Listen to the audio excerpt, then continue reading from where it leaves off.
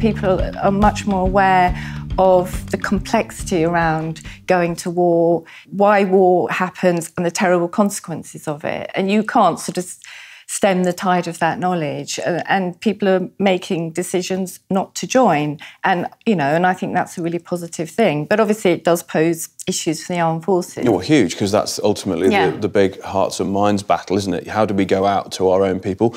And of course now people in the Commonwealth, because that's a new target market, to use the advertising speak. How do we go to those people and make our offering look seductive? Well, they are using incredibly sophisticated marketing techniques to approach that now. And it's not kind of new, but it's really emphasised now, is that focus on how the armed forces can develop you as an individual and lead to your sort of self-fulfilment in your life. I mean, obviously, that there's a load of issues around those messages.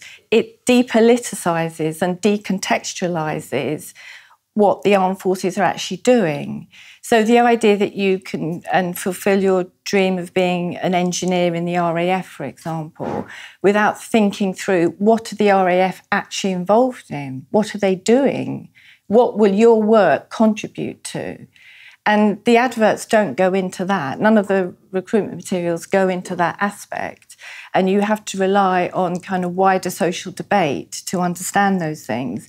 And one of the problems is that the sort of target audience, sort of 16 to 24-year-olds, but also a younger age group, which are sort of targeted with pre-recruitment messages, don't necessarily understand that complexity and the context in which, you know, this dream job would be occurring.